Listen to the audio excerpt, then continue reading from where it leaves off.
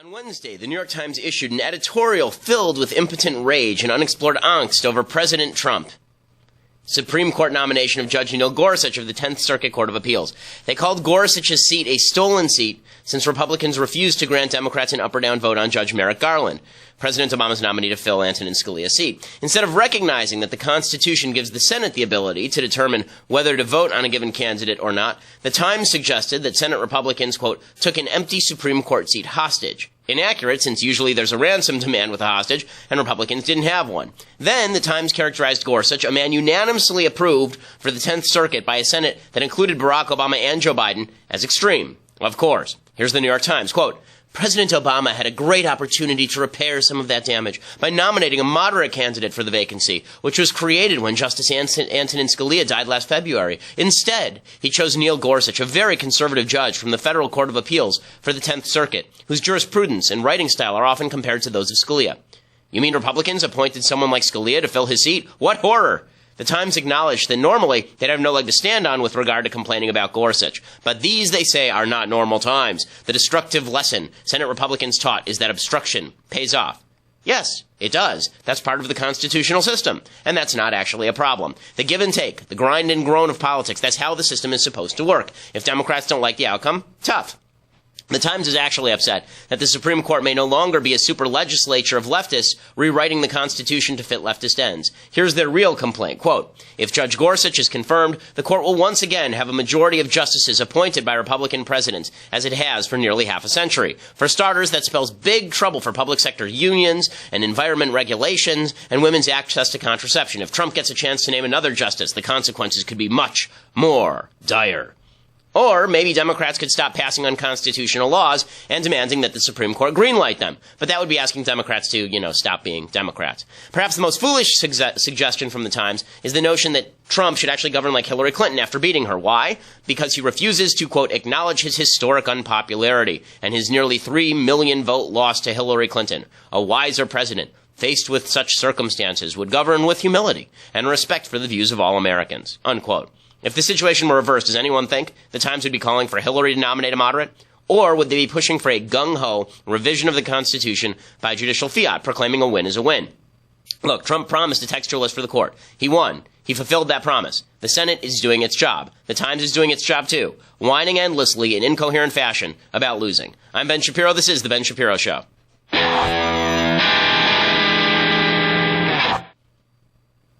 Yes, what you're seeing is reality. That's right.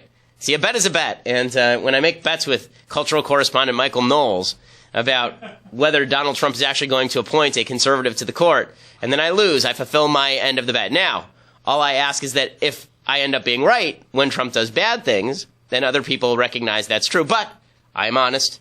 I was wrong. I was totally wrong about this. I said there was zero chance that Trump would nominate a textualist to the court because he didn't really care about the court, and also because Mitch McConnell was not going to invoke the nuclear option. We'll see about McConnell, but I have never been happier to be wrong. Donald Trump's pick of Neil Gorsuch is an excellent, excellent pick. Good for Donald Trump for proving me wrong. I hope he continues to do so. We'll get to all that in a second. First, we have to say thank you to our sponsors today over at Blue Apron. So, if you're somebody who is interested in cooking your own meals, but you don't know what recipes to use and you don't want to go shopping for the ingredients, that really is the most time-consuming part, going to the market and trying to find all the fresh ingredients, trying to figure out what the recipe actually says.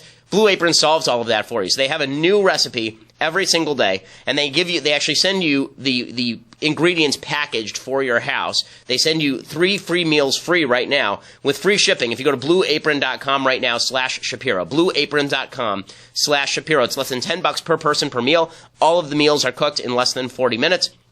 And it's flexible. You can redo recipes you like. You can discard recipes that you don't. Every one of them comes with a step-by-step, easy-to-follow recipe card, and every ingredient is fresh. A lot of my friends are using Blue Apron. They all say that it's fantastic. They say the food that comes out is great, and it all tastes fresh. And you can also tailor the recipes to your own liking because they send you the recipe, but it's your kitchen, so you can do what you want. Blue Apron is a better way to cook. Again, it saves you the trouble of the shopping and the figuring out of the recipes, and everything is super fresh. And right now, blueapron.com /Shapiro, blueapron.com /Shapiro. Use /Shapiro so they know that we sent you. Plus, if you do, you get 3 meals free right now, and their meal list is really terrific. I mean, their upcoming meals, mushroom and chipotle pepper enchilada with lime sour cream. I mean, it's like gourmet stuff, and you can make it in your own kitchen Really first rate, according to everybody I know who uses it, and it's taking over LA. So check it out, blueaprons.com/Shapiro. Okay, so the big news of the day, of course, is that Donald Trump fulfills his promise. And as I said, and I will repeat, I got it wrong. And I am very, very happy that I got it wrong. I said right after Trump was elected that I would be more than overjoyed if Trump would prove me wrong on things. And this is something he proved me wrong about. He went out and he picked an actual textualist. And so, in honor of Michael Knowles defeating me in a bet, instead of firing him, which I actually do technically have the power to do, I decided to fulfill my end of the bet. Also, I know that he was celebrating a Donald Trump executive order that apparently came down last night. So I'm not going to pay up on all our bets. So he can just forget about that. That's not going to happen. For those who are listening to this later, it's Donald Trump signing an executive order that says I'm going to pay Michael Knowles $800 or $400. That's not happening. Again, he should just be happy that he escaped firing for being correct on this. In any case, we'll start with Judge Gorsuch. So Judge Donald Trump comes out, and yesterday's a whole bunch of hubbub because it comes down to Thomas Hardiman from the 10th Circuit Court of Appeals versus Judge Neil Gorsuch, or Hardiman is from the 7th Circuit, I believe, and Gorsuch is from the 10th Circuit Court of Appeals. And so Hardiman has no record. There's no long-standing kind of judicial philosophy you can attribute to Hardiman, and Hardiman is recommended by Trump's sister. So all of the signs, therefore, point to Hardiman. Instead, he picks Gorsuch. Very, very smart move. Smart move for a number of reasons. Politically, it's very smart because it shores up his base. Trump's had a chaotic first 10 days, to say the least, and this shores up his base. I would not be surprised if in the next couple of weeks, Donald Trump starts to push something like $1 trillion infrastructure package, saying, look, I gave you your judge, now give me my infrastructure package. That would be the smart political move if he wants to triangulate. So just pointing that out now, but you got to be overjoyed if you're a conservative about Judge Gorsuch. Now, I want to get one other thing out of the way here, and that is everybody is already breaking out the chisels for Rushmore for Trump because of all of this. Listen, a great thing is a great thing. I'm wearing the frickin' hat. What do you want from me? Okay, it's terrific. Good things happen, and that's fantastic and good for Trump. Again, for the 9th time already in the first 4 minutes of the program, I was wrong about this. So good for Donald Trump. Now, there's a player on the Colorado Rockies last year. His name was Trevor Story. In the first 3 games, he had home runs. Did he finish with 162 home runs? Okay, this is one of the mistakes people make in evaluating sports. Somebody goes on a hot streak, and the idea is they're never going to miss again. Listen, I'm happy to evaluate Donald Trump in 2 years and determine whether his presidency is a success or a failure. In the first 10 days so far, it's a wild success, obviously. Okay, so we'll determine in 2 years whether it is an overall success or failure. At that point, then you will get an ultimate I was wrong from me if I was wrong. But I'm not going to say that yet because we're 10 days in, for God's sake. Okay, Trevor Story is not Babe Ruth. He finished the season with 27 home runs. He did not finish with 162 home runs. But when a good thing happens, a good thing happens. Okay, so here's Donald. So Donald Trump does, leading up to this, what a lot of people think he is going to do, which is he brings in Hardiman, and then he brings in Gorsuch, and then they think there's going to be an actual rose ceremony. And so the media is all abuzz with this. And then it turns out that Trump actually does something great, not just picking Gorsuch, doing it in a dignified way. So he has the ceremony last night where he hands the rose to Gorsuch, basically, but it's really dignified, it's really low-key. He does it professionally. Here's Donald Trump introducing Judge Gorsuch. When Justice Scalia passed away suddenly last February, I made a promise to the American people. If I were elected president, I would find the very best judge in the country for the Supreme Court. I promised to select someone who respects our laws and is representative of our Constitution and who loves our Constitution, and someone who will interpret them as written. Okay, I don't know who's writing his stuff for him, but it's great. Okay, this is all terrific. And again, do I think that Trump deeply cares about this stuff? No, but I don't care whether he cares about this stuff since all I care about is the result, right? I don't care about what his thinking process is. The result is great, and the result is Judge Gorsuch. So Gorsuch then comes to the stage, and here's what Gorsuch has to say about the Constitution. Standing here in a house of history and acutely aware of my own imperfections, I pledge that if I am confirmed, I will do all my powers permit to be a faithful servant of the Constitution and laws of this great country. Okay, and then he continues along those lines by saying, he talks about Justice Scalia, who he was friends with. He said that he cried when Scalia died. Here's what he said about Justice Scalia. The towering judges that have served in this particular seat of the Supreme Court, including Antonin Scalia and Robert Jackson, are much in my mind at this moment. Justice Scalia was a lion of the law. And he went on to talk about all the things he liked about Justice Scalia. Now, here's what you need to know about Gorsuch. So the reason I'm excited about Gorsuch, and I actually do have a good track record as far as picking Supreme Court judges. I'm the only person that I know who came out against Justice Roberts because I said that Roberts didn't have enough of a record. I like Gorsuch. I think Gorsuch is going to be very much like Alito. He'll actually be to the right of Alito. And the reason I say this is because from what we can tell, based on the best available evidence, this is a guy who actually has a coherent judicial philosophy. And his judicial philosophy is that you ought to read the Constitution as it was meant when it was written. That's his philosophy, which is Scalia's philosophy as well. So he's great on a lot of issues. So he ruled that Obamacare could not stamp on the Little Sisters of the Poor, for example. He was on the court that ruled that, the appeals court that ruled that. Here's what he wrote in that case, quote, "All of us face the problem of complicity. All of us must answer for ourselves whether and to what degree we are willing to be involved in the wrongdoing of others. For some, religion provides an essential source of guidance both about what constitutes wrongful conduct and the degree to which those who assist others in committing wrongful conduct themselves bear moral culpability. This statute violates their faith, representing a degree of complicity their religion disallows." He's also ruled that the Ten Commandments is not establishment of religion in violation of the Constitution when put in public places, which is obvious. He's stood in favor of the constitutionality of the death penalty. He's ruled in favor of strengthened Second Amendment rights. And here's what he wrote in 2005 at National Review, quote, "American liberals have become addicted to the courtroom, relying on judges and lawyers rather than elected leaders in the ballot box as the primary means of affecting their social agenda on everything from gay marriage to assisted suicide to the use of vouchers for private school education. This overweening addiction to the courtroom as the place to debate social policy is bad for the country and bad for the judiciary." Gorsuch has said in a lecture just last April that Scalia's career reminds us of the difference between judges and legislators. He says judges should not be looking to appeal to their own moral convictions, but instead should apply the law as it is, focusing backward, not forward. That's important because very often you see people on the left of the court say that the law is designed to allow judges to look forward. He's saying we have to focus backward, not forward, looking to the text, structure, and history to decide what a reasonable reader at the time of the events in question would have understood the law to be, not to decide cases based on their own moral convictions or the policy consequences they believe might serve society best.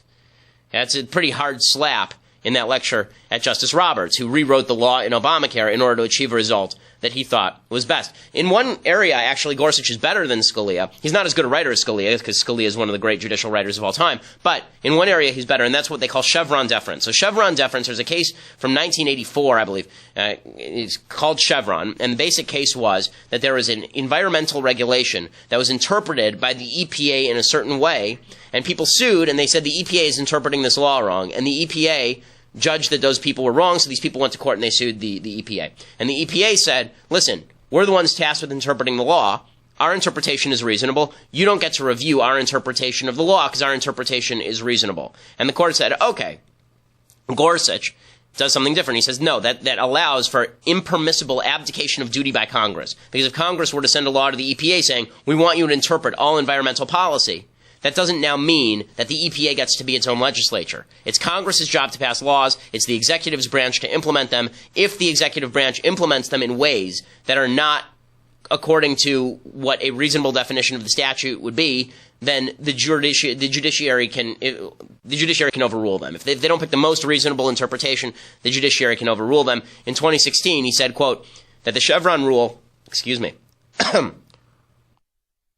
permits executive bureaucracies to swallow huge amounts of core judicial and legislative power and concentrate federal power in a way that seems more than a little difficult to square with the Constitution of the framers' design. He's also a Federalist. He's a big fan of states' rights. So Gorsuch is a terrific pick. I don't see any particular red flags for Gorsuch, as opposed to a lot of the other judges who have been named. Even Pryor had some red flags. I think Gorsuch has a cleaner record.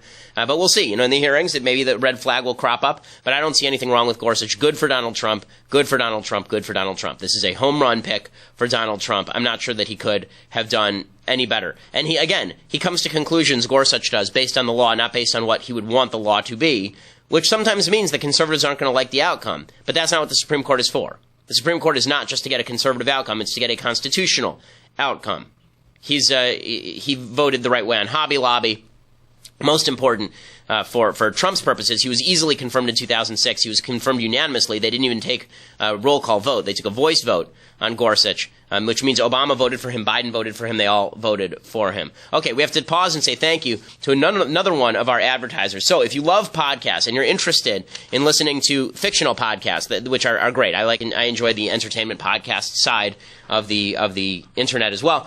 There's a great one from Wondery called Secret Crimes and Audio Tapes. It's a Wondery. You can get the Stitcher, the Wondery app on Android, wherever you listen to podcasts. It's Secrets, Crimes, and Audio Tape on iTunes. So every week they drop a new episode, and they do a whole series of audio dramas. So right now they're doing one by Margaret Atwood called The Handmaid's Tale, which is about this dystopian future where the government of the United States has been overthrown and replaced with this tyranny, and the tyranny has some implications, particularly for women. The Handmaid's Tale, it's worth listening to, and it's certainly politically a political hot button issue story. I'll have to critique it at some point, the actual Handmaid's Tale from Margaret Atwood, but they do a beautiful job of really producing it and making it sound professional and making it entertaining and awesome. So again, right now it's called The Handmaid's Tale, that's the story they're doing, but the actual podcast, and they change the story every few weeks. The actual podcast is Secrets, Crimes, and Audio Tapes.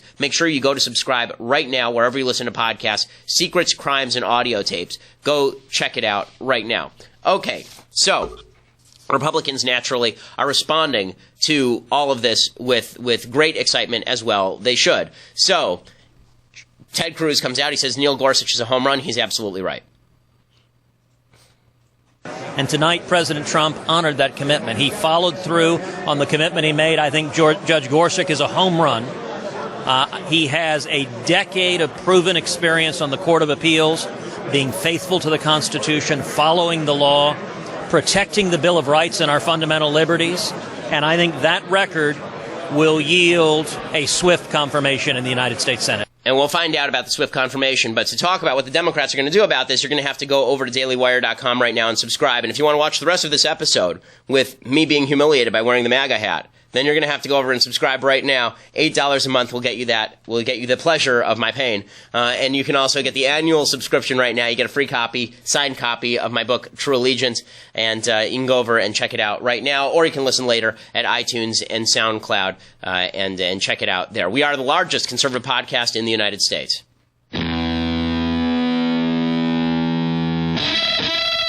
Okay, so like everybody's gone from Facebook and YouTube now, right? Okay. All right, so here's the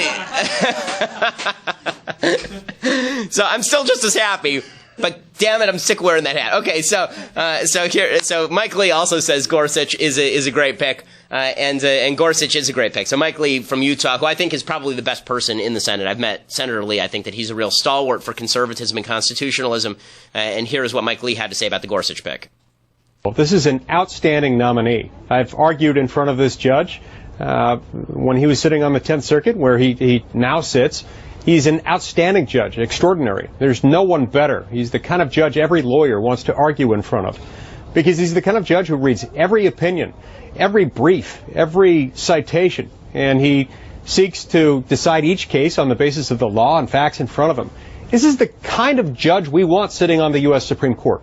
Someone who reads the law in an effort to decide what it says rather than what he wishes it said. And that's exactly. Okay, so how are the Democrats going to respond to this? Well, they're going to respond by being totally insane. Totally insane. So Nancy Pelosi, whose brain has now been thoroughly frozen over by the Botox injected into her face, it's actually infused into her neurons, and so they can't fire anymore. And that's how you end up with quotes like the one we're about to play here. Here's Nancy Pelosi talking about why Gorsuch is terrible. But as far as your family is concerned, and all of if you breathe air, drink water, eat food, take medicine, or in any other way interact with the courts, this is a very bad decision. Well outside the mainstream of American legal thought. Not committed to Supreme Court precedents. Okay, so I love that. If you breathe air, Gorsuch is bad for you. And Gorsuch is going to come and he's going to strangle you to death in the night. He lives in the closet, and he's going to come out at night, and he's going to take a piano wire and wrap it around your neck and say, Michael Corleone says hello. Or Actually, Donald Trump says, hello, MAGA. Right? They're like, this is so ridiculous. But this is what the Democrats are doing. What they really, if the Democrats were smart, and it's possible, by the way, they won't actually filibuster, that a lot of this is talk, they have to signal to their base that they hate everything Trump is doing, and that they are going to do their best to stop all of his agenda. If they're smart, and this is something we should also note, if they're smart, they won't filibuster Gorsuch. They'll save it for the replacement of an actual swing vote. So remember, Scalia's seat is being filled. This still leaves the court with 4 conservatives. Right? And that's counting Roberts, who's really dicey.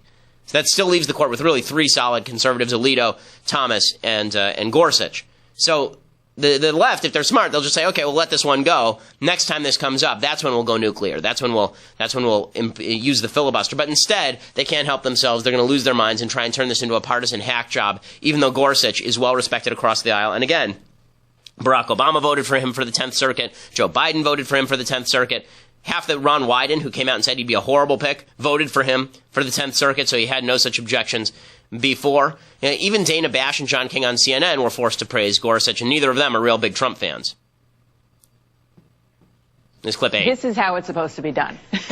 I mean, this is done to the T. Actually, even more so than we've seen in the past, by inviting the leadership of the congressional leadership, Republicans, to the White House to do it in this sort of with the flair of the dramatic, as he did, walking down the cross hall, and then, of course, asking him to come up. But more importantly than the way it's done, it's what is done. You know, a lot of times during the campaign, we would ask, why on earth would conservatives, you know, really hardcore conservatives, back somebody like Donald Trump and work so hard for him? This is why. Because that is not the person Hillary Clinton, if she were president, would be putting on the bench, not even close. And be putting on the bench to replace somebody who, as he just said, the new nominee said, was considered a lion, and that is Antonin Scalia. I mean, so much about this election was about jobs and the economy and so much other, you know, about America first, but it was also about this. He is a and that's 100% true. So Trump kept his promise on this, and it's going to give him a lot of political capital to play with. Now, it's your job as a conservative, and my job as a conservative, to make sure that he doesn't blow all of the political capital that he just earned with the right on hookers and booze. Okay, that means no $1 trillion infrastructure packages, no allowing him to just go off on his frivolous fancies about tariffs just because he gave you a Supreme Court pick that you liked. Okay, bad things don't become good just because the person who did them is good, and the same is true in reverse. Okay, the bad things don't become good just because you like Donald Trump's pick on Neil Gorsuch. So don't be lulled to sleep just because something really good just happened, but acknowledge that something really good just happened. On the left, though, they are losing their damn minds. I mean, they have decided that the only way that they can win here is to go more and more extreme as opposed to saving their fire. You know, John Paul Jones was supposed to have said, "Don't fire until you see the whites of their eyes," right? But the Democrats are firing when the enemy isn't even in sight. Like, this is not even an important issue for Democrats. It isn't. Okay, Justice Scalia's seat's about to be filled by somebody like Justice Scalia. Nothing really changed fundamentally. It doesn't matter. Democrats are losing their minds. Tim Kaine, he came out, he said, we have to fight in the streets against Trump. In the streets! And by golly, I'm not going to do it. But I'm going to tell you to do it. But how does the party rebuild? How do you prevent overreach in a situation like this? How do you prevent a continuation of the bubble in a situation like this? And how does the party reclaim its reach across the country while fighting these battles? Well, let me talk about continuation of the bubble, Mika. This is something I'm so excited about. I saw that Howard Dean tweeted at me the other day, Tim, the base is getting ahead of the leaders. That's exactly backward. Mm-hmm. We are so excited that the American public is energized to speak out against the abuses of this administration. Democratic senators led health care rallies, Save Our Health Care, on Martin Luther King Day in about 75 cities around the country, including Richmond. Tens of thousands of people rallied to save our health care. Then the Women's March that was organized at a grassroots label. Then people coming out and protested these orders. So the way let's stop him, because I'm sorry, I can't do more Tim Kaine, and neither could America, which is why he's not vice president right now. The Democratic senator named Hirono, she's saying that Donald Trump is just like a slaveholder. She's a Democrat from Hawaii, and she said that his executive order on immigration is just like slavery. I mean, this is how extreme the Democrats are going here. No, because at this point, I'm very focused on what his actions are. Actions speak louder than words, and right now, It goes by. We're not even into week 2 of the Trump presidency, and already he's issued an executive order that has raised concerns all over the world, and including, of course, our own country, and that is his executive order on immigration that targets Muslims. And every time we go down that path to target a minority group, history proves us to be very, very wrong. So it happened with American Indians, slavery, with the Chinese Exclusion Act, with the Japanese internment, and therefore, if we don't stand can we up talk about to for a second this who actually executive did? order on We can stop it here. immigration Can we talk about who actually did Japanese internment? Oh, that was FDR. Yeah, that was your party. Which party was the party of slavery? Oh, yeah, sorry, the party of slavery was the Democrats. My bad. It's not like slavery. It's not like Japanese internment. It doesn't matter. The Democrats have lost their ever-loving minds. Debbie Wasserman Schultz, or as we like to call her, the Democratic Jar Jar Binks, she says, Jar Jar Binks must be a Democrat. He's too annoying to be a Republican, I assume. But Debbie Wasserman Schultz says that Donald Trump thinks he's a dictator. A dictator, I tell you. We're on the verge of Hitlerism. It's coming. Hitler. Okay, go, Debbie. And, the president's tweet this morning was very interesting and telling, because it shows that he believes that he was elected as a dictator. There is an advise and consent role for the United States Senate, and that is what they are doing. He doesn't just get to have his nominations rubber stamped. Okay, so no, he doesn't get to have his nominations rubber stamped. And this is the next point, is that Democrats are going to try and hold up everything that Trump does. Schumer says that he's going to lead a revolt against Gorsuch. He's going to try and filibuster Gorsuch. And Chris Matthews over at say, the Democrats, they got to filibuster. And they're never going to be able to get this through. They're going to filibuster it. Get up, come out of that show, and I say this kind of stuff. I think this is going to come down, Chris, to a sad denouement. I think it's going to take 60 votes to get this approved. And I think the Republicans will have their rank and file. 52 votes will be there. But I don't think the Democrats are going to give them a single vote, which means this will go to a filibuster. And then, and I hate to cut to the chase, but I will, it's going to be up to Mitch McConnell. Yep. He's going to have to choose between something he deeply believes in. He really believes in, as an institutionalist in the Senate, the need to make the Senate different than the House, to have a filibuster requirement of 60 votes. That keeps it from being too extreme in either direction. Requiring cabinet members, because everybody has to go through that 60-vote requirement, that threshold. He's not going to give that away easily. Trump says he will, but I don't think Mitch McConnell will. So in the end, it's going to be Mitch McConnell making a decision. Do I give up the filibuster rule, which requires 60 votes to get something through? If that means giving up something I believe in, do it just for Trump to get his first nominee through. I don't think he'll do it. I think Mitch McConnell will hold fast and say it's going to be 60 votes. This fella, he's probably a good guy, very much like Antonin Scalia, a good person, whatever you think of him, politically and ideologically. And I don't think it's going to get through, because I don't think they're going to get 60 votes, because I don't think they'll get a single Democratic vote. Now, before I make fun of Chris Matthews a little bit more about getting up and wearing his show and get my rumple suit on, take a tie that apparently I stole from a dead body in a crypt somewhere and just put it on, and then I come in here and as I say, and I ask you what you think about the judges, everything. Before I make fun of him some more, I actually think that he may not be wrong. In fact, I said during the campaign that I thought that he might not be wrong. That in the end, this was not going to come down to Donald Trump. It was always going to come down to Mitch McConnell. And I specifically asked Hugh Hewitt, would he please ask Senator McConnell, he talks to McConnell a lot, please ask Senator McConnell, will you invoke the nuclear option? Now, it's not just quite as easy as invoking the nuclear option if the Democrats decide to filibuster. Because remember, you have to have 51 votes to invoke the nuclear option. Right? You have to have 51 votes. And that means right now Republicans only have 52. What happens if John McCain, Lindsey Graham, and Susan Collins from Maine decide they're not going to go along with the nuclear option? Then you get the gang of 14. Right? That's when you get what happened back in 2005. Democrats were filibustering a bunch of judges, and John McCain led the gang of 14, and they ended up making a bunch of concessions to Democrats in exchange for Democrats approving some judges.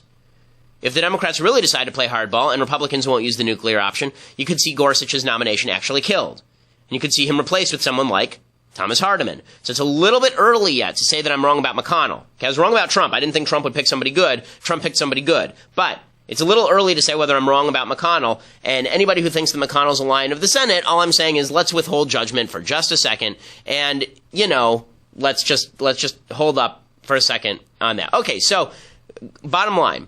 Good for Donald Trump. Great pick, Neil Gorsuch. And hopefully Trump has enough brains to kind of stay out of the limelight for the next few days and let this play out and just enjoy the halo effect that is going to surround him over all of this. He's ably shifted the debate from his immigration executive order rollout to something else, right? He's ably shifted it away from that and toward the Supreme Court. That is a smart political move. I hope, for the sake of the country and for the sake of the party, I hope that Donald Trump is smart enough to just bask in the glow of all of this, rather than putting his foot in the next poop pile. That would be my preference. And it should be your preference too if you want to see Donald Trump do a lot of conservative things.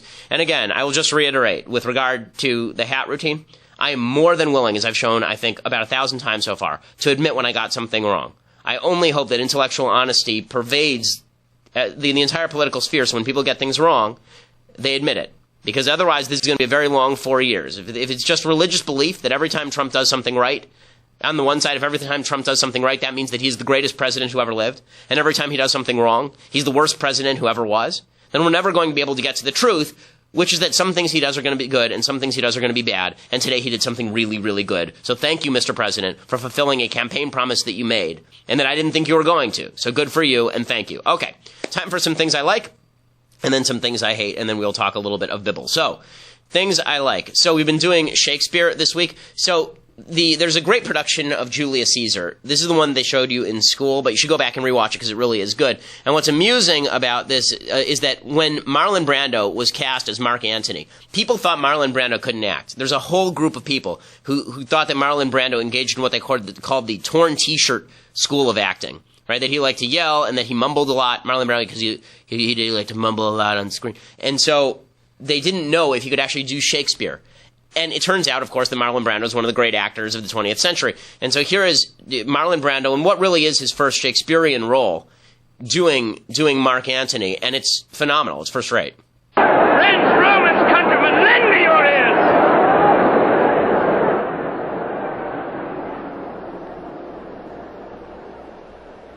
I come to bury Caesar, not to praise him. The evil that men do lives after them. The good is oft interred with their bones. So let it be with Caesar. The noble Brutus hath told you Caesar was ambitious. If it was so, it was a grievous fault, and grievously hath Caesar answered it. Here on the leave of Brutus and the rest, for Brutus is an honorable man. So are they all honorable men. Come I to speak in Caesar's funeral.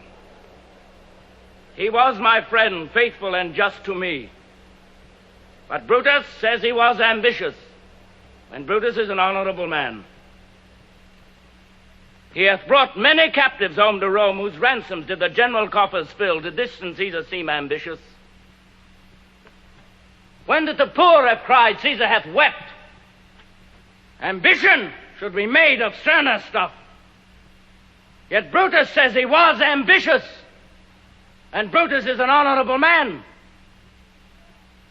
You all did see that on the Lupercal I thrice presented him a kingly crown, which he did thrice refuse. Was this ambition? Yet Brutus says he was ambitious, and sure he is an honorable man. I speak not to disprove what Brutus spoke, but here I am to speak what I do know. You all did love him once, not without cause. What cause withholds you then to mourn for him? Oh, judgment, thou art led to brutish beasts, and men have lost their reason. Okay, we can stop it there. It's great. It's a great performance. The movie itself is really a great adaptation of Julius Caesar. It's shortened from the original play, obviously. And the entire cast is great. James Mason is Brutus. I believe John Gielgud is Caesar. It's really a first-rate movie. It's worth watching, and it has a lot to say about our current political situation, because what the play is really about is whether the people of Rome can deal with being a republic or not. That's really the undertone of the entire play of Julius Caesar. The people never really play a part in the play. It's really about Brutus, and it's about Mark Antony, and it's about Caesar, but the real undertone is Brutus the hero or is Brutus the villain? And he doesn't really, Shakespeare doesn't really take sides. Shakespeare doesn't really say Brutus was the hero or Brutus was the villain. He says, here's what he's trying to do. Was it too much? Are people really up for a republic, or are they too worshipful of a particular figure? Are they too willing to fall into demagoguery? And that, I think, is an open question for forever. I don't think it's just unique to our time. I think it's true forever. Okay, time for some things that I hate. Let's do it. So one of the things that the left has refused to acknowledge is that the left created Donald Trump. Okay, Donald Trump is a creation of celebrity culture. He's never held political office before. I mean, this is a guy who was a TV show star. He's a reality show star, and now he's president of the United States. They refuse to acknowledge that political humor got Trump to where he is, that when you have an entire fake news, it's funny. The left now talks about fake news. They are the ones who created fake news with Jon Stewart, right? They used to call it fake news. He used to say, I'm not a news show. I'm a fake news show, right? I'm a comedy show. But people used to get their news from Jon Stewart. So they created this fake news idea, which was that you can fib, or you can twist, or you can joke, and that still constitutes news. And so Jon Stewart really is the predecessor to Donald Trump. I mean, Donald Trump almost ran this campaign like an insult comic would. Right? If you imagine Jon Stewart running from the left, he would be running almost a parallel campaign to what Donald Trump did on the right. Right? Saying politically incorrect things, getting people up in arms, making jokes, being funny, being entertaining. Well, Jon Stewart can't stand this because when the left realizes, when they look in the mirror and they realize that Donald Trump is just the negative of their photograph, it makes them absolutely insane, right? This happened to Barack Obama too. He's lost his mind and now he's back out talking again because he couldn't shut up for more than literally 10 days. He had to come out and say something, right? So Jon Stewart was on, who was he on, Colbert last night? And so here's Stephen Colbert not playing the character that made him famous and successful, but playing himself, who's an absolute ratings loser, with Jon Stewart. And Jon Stewart comes out, making fun of Donald Trump by wearing a dead rodent on his head. There can't be any more of these executive orders. I just don't see. He's got more. He's got more. Trust me. He's got more. He's got more.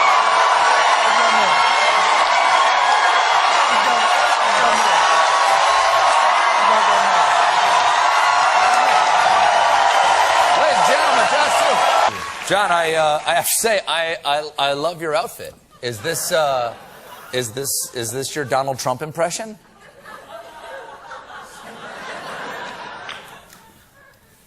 I thought this is how men dress now. I thought this is the president sets men's fashion, and this is, I saw the inauguration, super long tie, dead animal on head. Boom. Okay, and this is what they think is going to defeat Donald Trump. The left is just doubling down on stupid here. If they think they can mock Trump into oblivion with the same old jokes, I mean, this is hack stuff. This isn't even good material. Like, Donald Trump is rife for comedy because, come on, gang. But this is hackery of the highest order. And if you had an 11th grader write a skit about Donald Trump for their high school class, you have a 7th grader do it for their middle school class, this is pretty much what they'd come up with. Right? It's a long red tie, and look, I have a dead animal on my head, ha, ha, ha, ha, ha. Okay, that joke has been made about Donald Trump about 1,000 times. You want to make jokes about Trump? There are 1,000 jokes you can make about Donald Trump. I made one earlier, actually. We were talking about jurisprudence, and I said that it was sort of obscene, so I guess I can't say it. In any case, there are plenty of jokes you can make about Donald Trump, but the left doesn't know how to make them because the left doesn't take him seriously enough. And the fact is, you can't make jokes about something unless you actually take it a little bit seriously. You have to take it a little bit seriously in order to make a good joke, because if you don't respect the other side, then you're never going to be able to joke with any sort of truth about them. They just turn into a parody. All you can do is do what Stewart usually did, which was just make a face into the camera. It's the easiest thing in the world. Tucker Carlson now does it to the left. It's very, very simple. Right? You just have somebody from the left on, and then you just make this face into camera. And then the entire crowd goes wild and everybody's very happy and all this stuff. But Stewart doesn't have that anymore. And so he's relegated to doing 6th grade humor bits that are just really, really terrible. Meanwhile, Whoopi Goldberg can't hold herself in. It's amazing.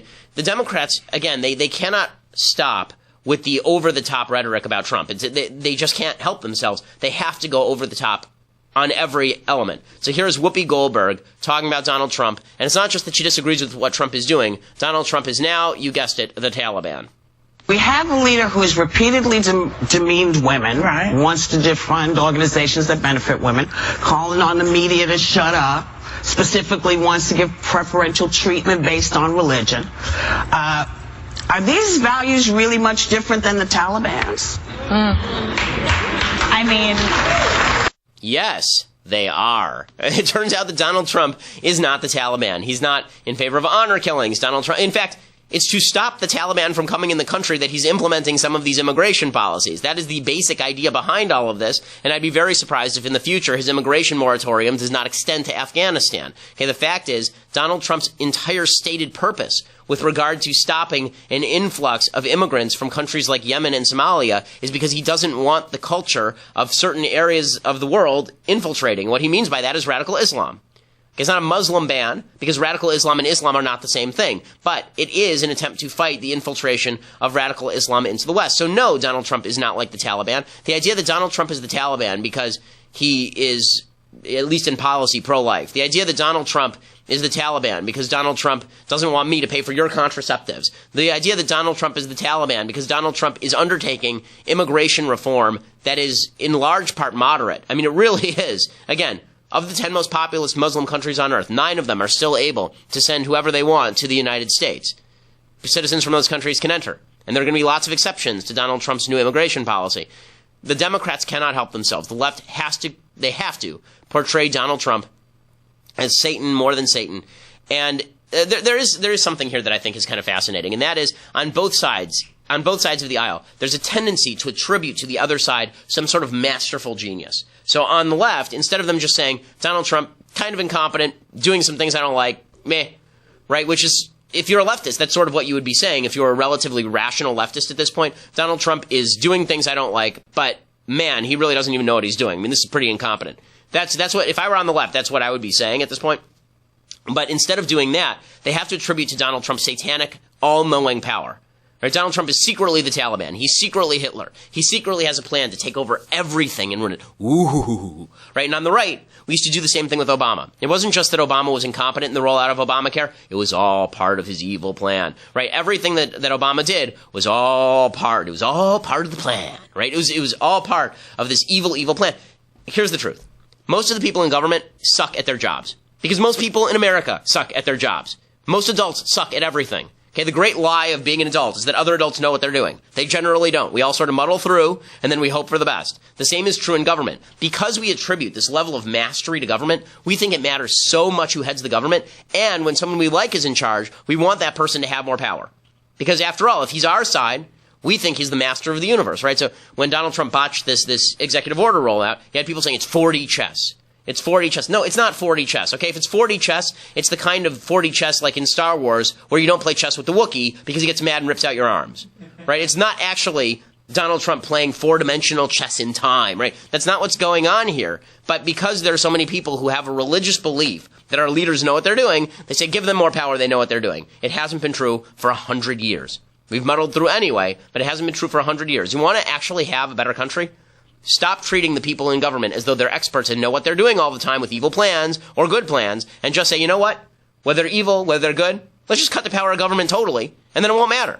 Because they're incompetent. It won't matter if they're evil, won't matter if they're good, they can't do anything. Right? What I would prefer is if we treated Washington, D.C. like it was the DMV and took as much power away as humanly possible. Okay? Everybody is trying to turn Donald Trump into Darth Vader on the left. And on the right, everybody tried to turn Barack Obama into Darth Vader. And I think Obama was in many ways more competent than Trump is at a lot of things. And I think he had more plans than Trump does. I think Trump is pretty ad hoc. But Obama wasn't in charge of things either. It turns out very few people are actually Darth Vader. Very few people are actually capable of being Darth Vader. And so that means that we should actually take power away from them. And if you're really that worried about Darth Vader, by the way, on the left, if you're really that worried about Donald Trump being Darth Vader, how about this? Instead of him running the empire, let's downsize the empire so it's just the Mos Eisley DMV. And then you don't have to worry about it. That'd be the easiest way to fix this problem. Okay, time for a little bit of Bible talk. So, this week's Parsha, this week's Torah portion, the Yudin. Every week we read a different portion of the Bible. We go through it chronologically. This week's Parsha is Parshat Bo, which is in Exodus. So this is a section, it's all surrounding the Exodus from Egypt. This is the section in which they talk about the ceremonies of Passover. So it says, you shall have, this is Exodus 12, 5 through 8. You shall have a perfect male lamb in its first year. You may take it either from the sheep or from the goats, and you shall keep it for inspection until the 14th day of this month, and the entire congregation of the community of Israel shall slaughter it in the afternoon. And they shall take some of the blood and put it on the 2 doorposts and on the lintel, on the houses in which they will eat it. And on this night they shall eat the flesh roasted over the fire, and unleavened cakes with bitter herbs they shall eat it. Okay, so there are a couple of things that are kind of interesting about this. Number one, the Jews are still in Egypt. And what this is the ultimate expression of faith for 2 reasons. One is, the sheep were worshipped as gods in ancient Egypt. And God is ordering the Jews, you're going to take their God, you're going to slaughter it, and you're going to put their blood on your doorpost, so all the Egyptians know which one of you did it. That's a pretty brazen statement of faith. Right? If you're talking about jumping headfirst into a religious commitment, that would be it right there. you're living in a hostile foreign country, and you decide that you're going to, I mean, imagine that you were living imagine that you're living in Afghanistan, you decide to draw a cartoon of Muhammad and then put it on your front door, right? That's basically what they're talking about right here.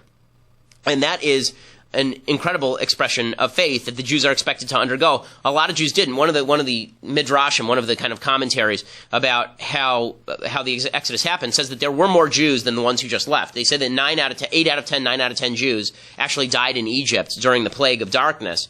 And only 1 in 10 Jews was actually capable of leaving. And that's because in order for you to leave a society, you have to burn all your bridges. And that is what the Jews did here. That's expression of faith number 1. Expression of faith number 2 is that last verse there where it says they are going to eat unleavened cakes. So the whole story about why Jews eat matzah on Passover is that Jews eat matzah on Passover because they were in such a hurry that they had to leave, right? They didn't have time to watch the bread rise. And that's why matzah probably was more like pita bread that they just forgot to put the yeast in. And so, like pita chips, basically. But here's the problem with that particular commentary. They're commanded to eat the unleavened cakes before they leave. They're still in Egypt. So God could have said, you can make yourself some bread and then you can leave. But what God is actually saying is, in your life, in your material life, you have to treat my promises that are going to happen, you have to treat those as though they are already happening. You have to treat the promises that I make to you about good and bad as though they are already happening in your life. You have faith that they will come true, so much so that you're actually taking what's going to happen and bringing it back in time and eating the unleavened cakes before you actually have to leave in a hurry. And that's why it's fascinating, every Passover, which is, I think, my favorite holiday. Every Passover, you say that you're supposed to treat the Exodus as though you yourself underwent it. Because the idea is that at a certain point for Jews, there will be a Messiah, and that will require you to change your lifestyle, will change how you live. You have to try and change your lifestyle now. If you're going to take God's promises seriously, if you're going to take his vows seriously, you have to take it on faith that he's going to fulfill his promises. You don't have to take people on faith. They're going to fulfill their promises. You can celebrate when they do, right? I mean, Donald Trump kept his promise today. That's fantastic. But God, you actually do have to take on faith that he's going to fulfill his promises. The ultimate act of faith is saying to God, I don't understand why I'm eating matzah in the middle of Egypt when I can perfectly well have bread right now. And God saying, listen, here's how the story's going to go. And you saying, okay. And that's what an act of tremendous faith the Exodus was. It wasn't just about God embracing the Jews. It was about Jews embracing the idea that there is a controlling force in human history and that you have to have faith in that controlling force in human history, which should make, I think, everybody feel better no matter what side of the political aisle you're on. There is a future to the human race. There is a future here, and it's not in our hands. It's not in Donald Trump's hands either. You do all you can, obviously, but it's in the end going to be in God's hands. I'm Ben Shapiro. This is The Ben Shapiro Show.